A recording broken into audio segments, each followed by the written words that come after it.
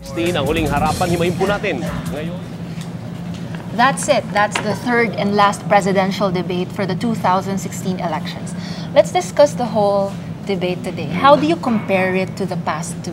Right. I think this was the best organized debate. I think that comes with being the last one, so you learn from the mistakes of the previous debate. Sure. We had problems. I mean, the first debate, I think, it was an issue of there was not enough interaction among the candidates. It was more like a beauty queen pageant. No offense to beauty queens. The second debate, I think it was a question of organization. They didn't even have, it seems, shut off options.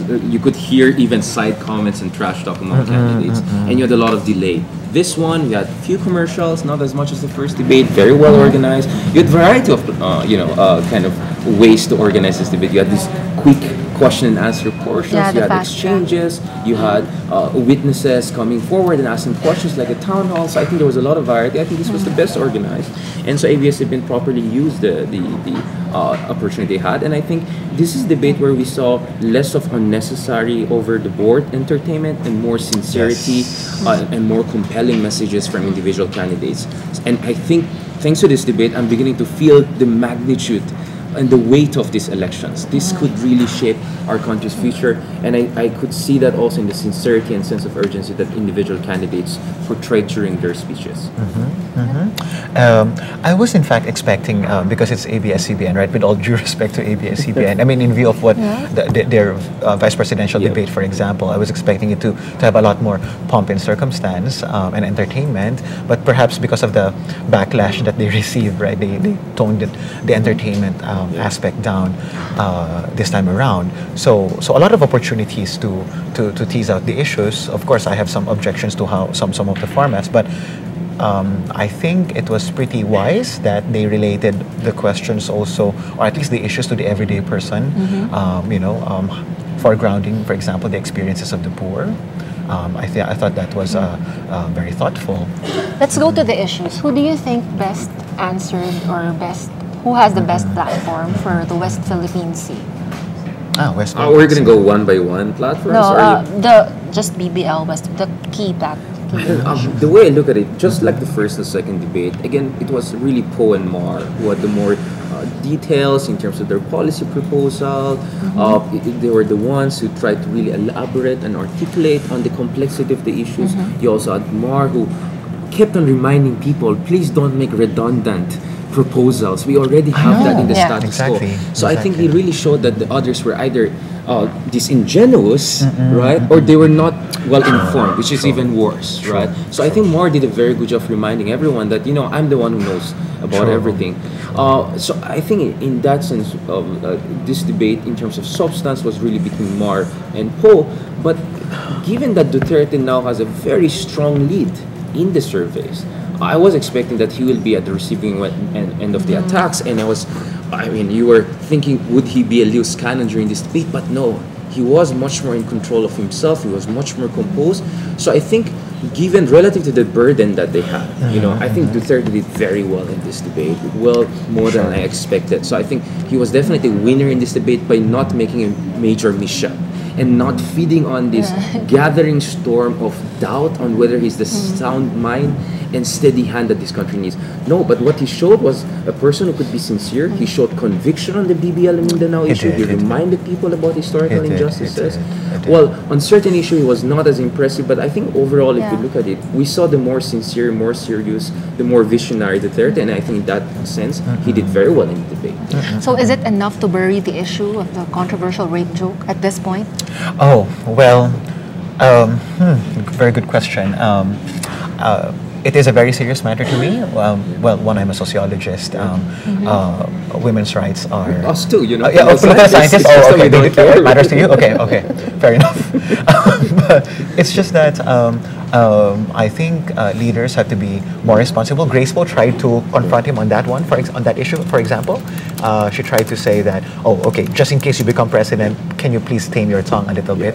But she was, of course, cut off. But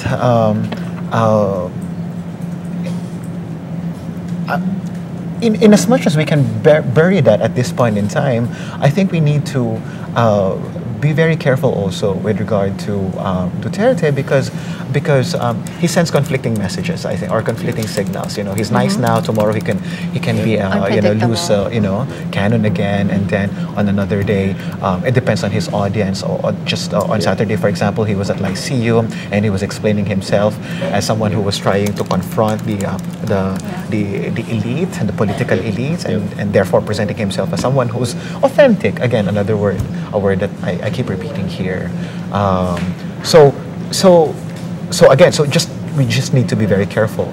To answer your question about who got it, in this particular debate, of course, I am attracted to Rojas because of his familiarity with the issues. But I need to highlight also that at the end of the day, his solid familiarity with all these policies and programs of the government may not necessarily make a difference in the eyes of the voters because, again, at least our research would show that intelligence doesn't really matter.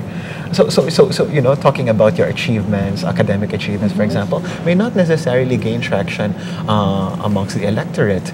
Again, what really would shine through for people, or what they would hope would shine through, is sincerity, prinsipyo, and pagkalinga sa mga mahihirap. Again, across classes, we saw at least these three attributes to be the top three qualities. So intelligence or academic background doesn't.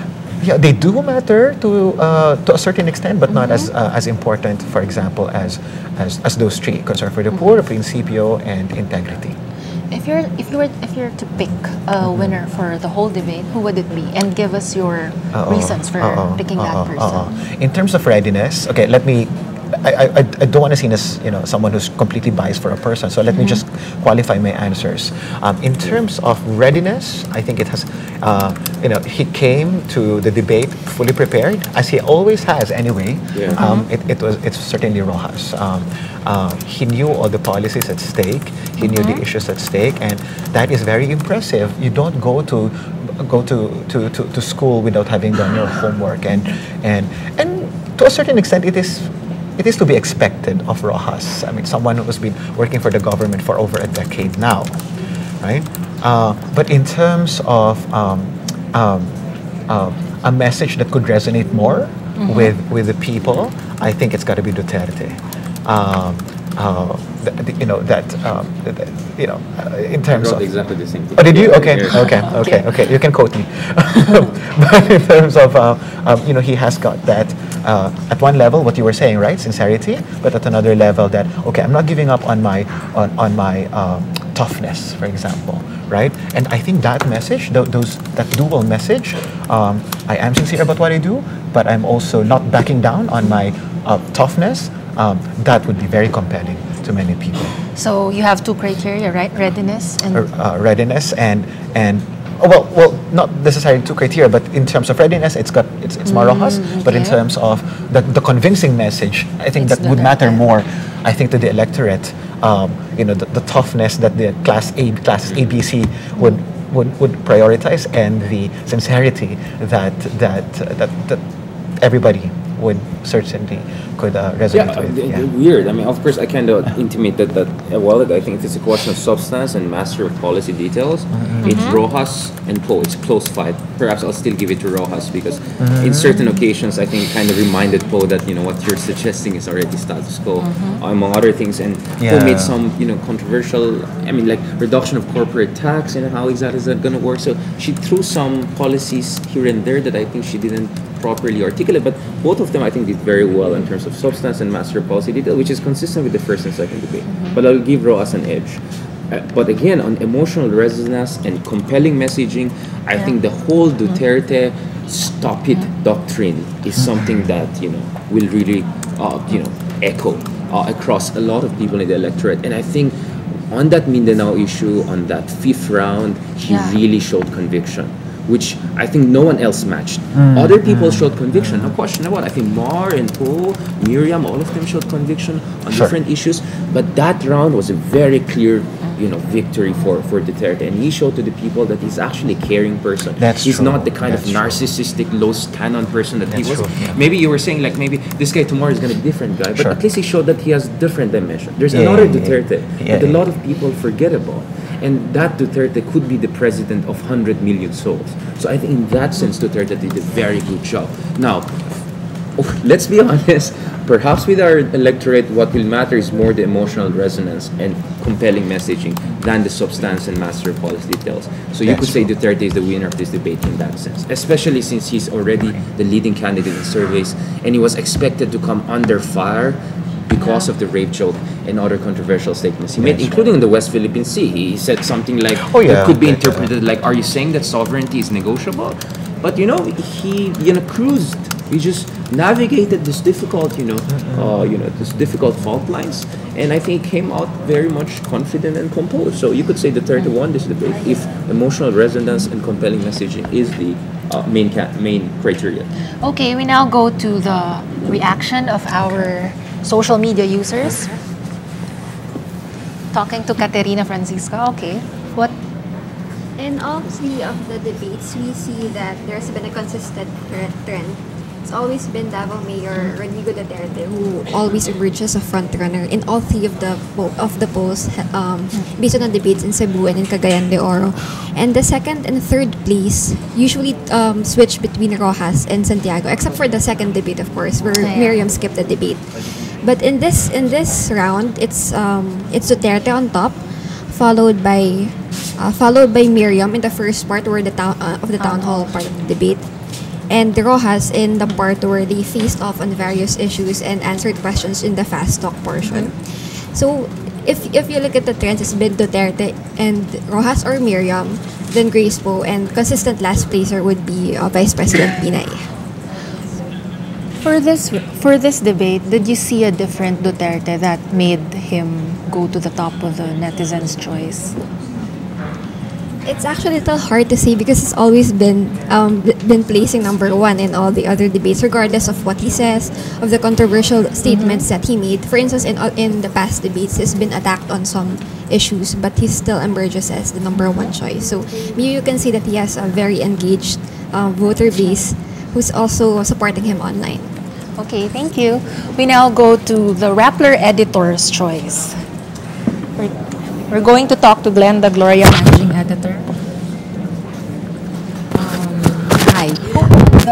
Yes, we broke it down to three, no? So we judged the first round and lumped all together the discussion and issues and sectoral issues about peace in Mindanao. And for that, we gave it to Grace Poe. Let me just read, because we just published the story, and you can actually read there that we used three criteria: truthfulness, overall impact, and knowledge and facts on file. She appeared most prepared and was able to make best use of the limited time to answer. She also gave very specific plans and suggestions on policies and issues, and she merged all this with a human touch.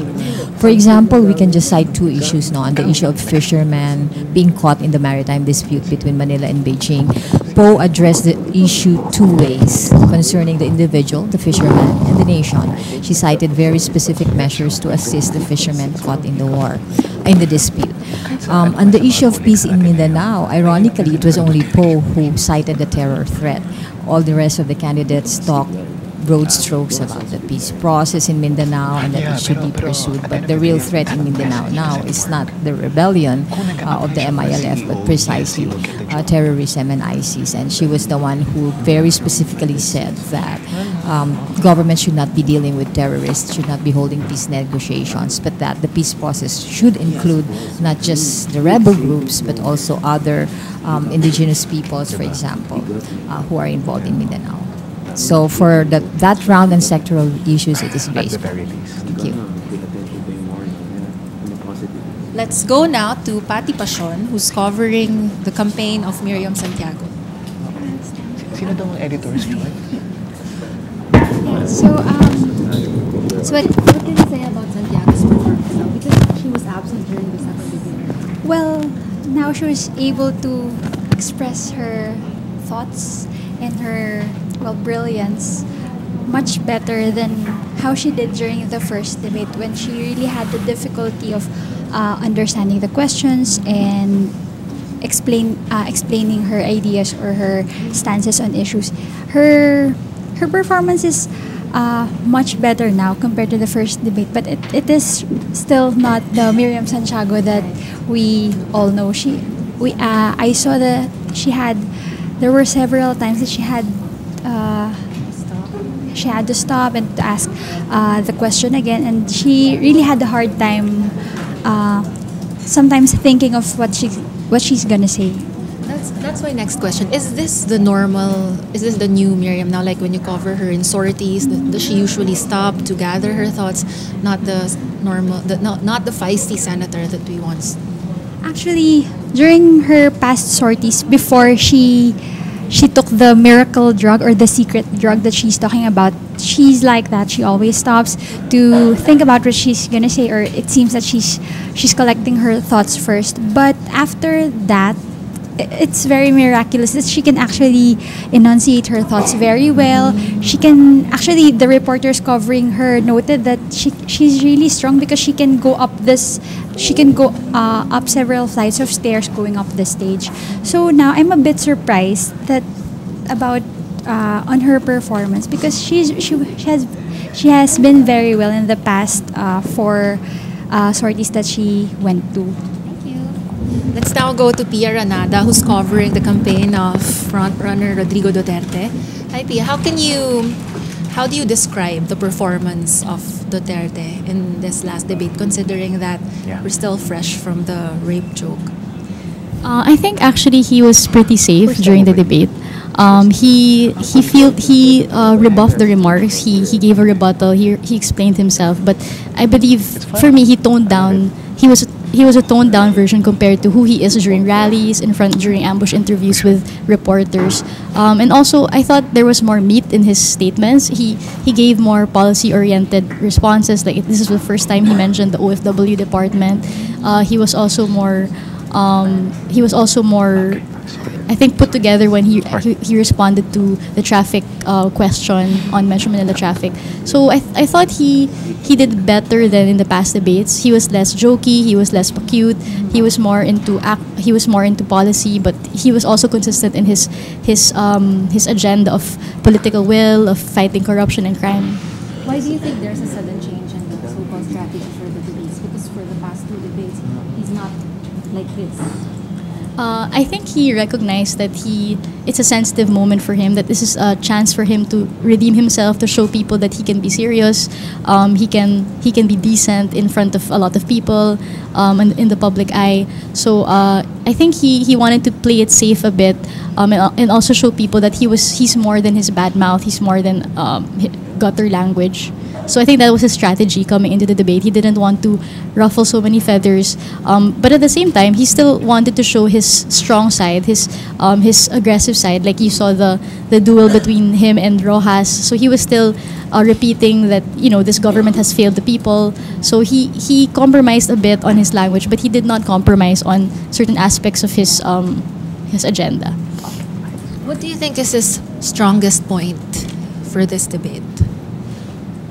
Any issue that you felt na siya yung nauna or siya yung pinakamagaling, siya yung may... Well, I thought that I liked his answers on the OFW and the traffic. I thought they were more concrete than the others. I thought they had anchor points compared to the others. And his understanding of the Mindanao conflict also works for him because unlike the other candidates who can only say that they feel for Mindanao, they feel for the ones who ask the questions, you can really say that Duterte has experience of Mindanao. He's been a Davao City mayor for 22 years, so he knows the conflict. He talks to the NPAs. The NPAs even see him as an ally for certain points. So when he talks about Mindanao and about talking to groups, trying to bring peace, trying to bring Joma season back, you can say that he has the experience, he has the track record because he has delivered on those before. He has already, there were hostages surrendered to him. So a lot MNLF and different groups have said that they support him. So on that ground, even if he's not strong in terms of speaking, like public speaking, he has the history, the track record to prove that he can do it. Let's go now to Vice President Judge Binay.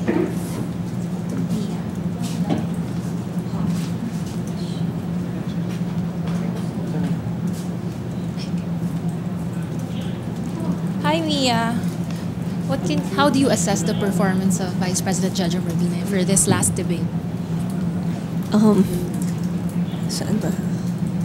Here. Game na. Tatayo ako.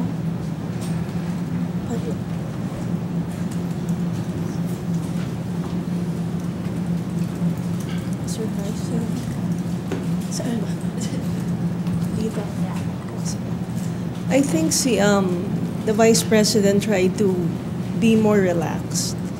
It felt like he was talking in a campaign rally. The way he gestured, the way he tried to put his message across to the people. I think he tried his best to do that. Did he say something he didn't say his past speeches, the past debate? I was expecting him to attack his favorite subject, si Mayor Duterte, but he didn't do that. Instead, I think he focused more on his platform, on what he planned to do. So I think he tried to be more informative in that regard. Okay, thank you. Let's now go to Mar Rojas. Hi. Mar Rojas, how do you assess the performance of the administration standard bearer? He did well. In fact, we're drafting the story now on who won in terms of the closing statement. I think we believe that he had the best closing statement. He said the right words in the almost perfect tone and raised the right issues. He said, this election has come down to between the talker and the doer. And in a way, it was his last-minute appeal. He's lagging in the surveys. It was a rally, calling on his supporters to rally and to fight so that he will win. But one thing also that he did not mention at all in this debate is Daang Matuwid. He never mentioned it throughout the 3 hours that we've listened to the candidates. And so this is very telling of the changes that probably have happened in the last few days, but is it too late to actually change it? So that's it. We all did well, better than last time. Let's go back, guys. Okay. Any last insights on the last presidential debate? Well, let me first of all say, compared to 2010, when you didn't have this mandated coming debates, wow, now you could really understand where the supporters of each candidate come from. You could really see whether these candidates are very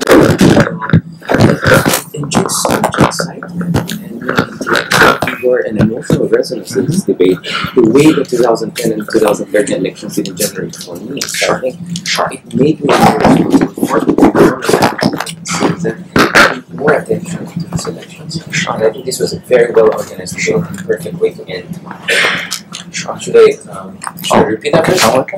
Okay, and I think this was a very good way to end this series of presidential debate. And I hope this becomes a trend for the future because we have set a very high benchmark. That's right. And I have to also thank all the candidates for giving us the time and explaining to us their policy platforms. Maybe the only thing I would suggest to everyone is to do what other candidates do abroad. So they give a snapshot, kind of a preview of their policy, and then say, you can go to my website and see how I explain the other details that I cannot explain in 1 to 2 minutes. So let's be also fair to them. They have limited time and they have to appeal to a lot of audience. So it's good if they have a backup website or something that explains more in details. So they'll just provide us a preview. But nonetheless, I'm very much pleased with this debate. Sure. Of course, I'm very pleased with the debate also. Although I was expecting education to be one of the main issues, I thought that was flagged as a key topic, but I don't know why it's not there. I agree with you, Richard, in saying that this is perhaps this has set a new benchmark for future elections insofar as the quality of candidates and discourse is concerned.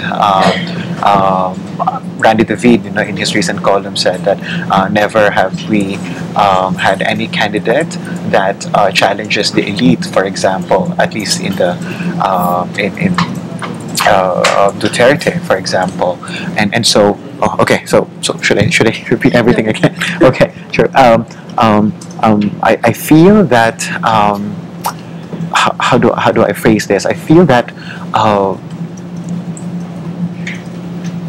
the electorate right now can draw from a deeper level of discussion, and if there's any consolation to all these debates, or at least perhaps the advantage that now we all have, it's the fact that now we can ask tough questions on our candidates, even though, of course, the entertainment value is still there, and these candidates were still pandering to the electorate one way or another, to the public one way or another. I just feel that now we have been trained, so to speak, with these debates to ask tougher questions, not just simply, the quality of discussion, not simply the, of course, it's a tension, it's always a tension between the slogans, the motherhood statements, and ultimately the House and the what ifs. And I hope that in the next 2 weeks, these questions will become more important for all of us. Yeah. Do you think these debates were successful in trying to make the people choose the best candidate for them? Like, nalinawan ba sila? Kasi lahat hindi pa naman sigurado at this point. But after these debates, do you think it will come to a point that they'll be sure of their candidate? I'll be honest, I'm still on this side. I thought this debate will help me to decide. The thing is this debate is just an antidote to the kind of insanity and disinformation that's going on outside there. I mean, if you look at our social media, there's so many memes, there's so much disinformation, there's so much negative campaigning going on there, that I think these kinds of activities like this Comelec mandate debate are few moments of respite, few moments of sanity, this antidote to that insanity going out there. And I'm not going to exaggerate the impact of these debates. I think the only way for this debate to really be influential is to create this cascading effect of much more intelligent discussion afterwards. But if the candidates tomorrow are going to go back to the ground and go back to the same motherhood statements and all, then this debate are just going to be, islands of sanity in an ocean of mudslinging and disinformation. And I hope that will not be the case. But again, I think we have set a good benchmark, and I hope that these citizens from now on will be much more information-based, much more responsible with their voting. But looking at the surveys, that may not necessarily be the case. Let's be also honest about it. Sure. Well, I suppose the situation is really more complex than we can grasp at this point in time. I think it's dual. At one level, now we have an electorate that asks a lot of tough questions, Camille, but at another level, you have candidates who are now obliged to answer. And I think that's what makes the debates really a crucial part of our the elections, and the stakes are much higher. If I could also say, that I was actually thinking, when Richard said that this election in particular has higher stakes for all of us than the previous ones did, I think it has to do with the fact that whether or not you admit it, that this administration has made strides on various fronts. Not perfect, but certain interventions here and there. For peace, for example, K-12, the Bangsamoro basic law was an attempt, for example, to kick off a more lasting peace process, and so on and so forth. Because of these interventions, now we can ask a lot more important questions. So what now? before it was just all about corruption, right? It was just all about, of course, corruption is a very important issue, but now at least we don't simply just talk about corruption. Now we're talking about, all the other important, aspects or issues that Maro has. I mean, unfortunately for him, has compelled him to, or has turned him into a government apologist of sorts. But regardless, I think the ultimate beneficiary of such debates is not just the candidates, but the quality of discussion that we can now have. We can no longer accept, I think, just motherhood statements. Thank you very much, Richard and Jail, for joining us today. And that's it for Rappler's coverage of the third presidential debate. Thank you.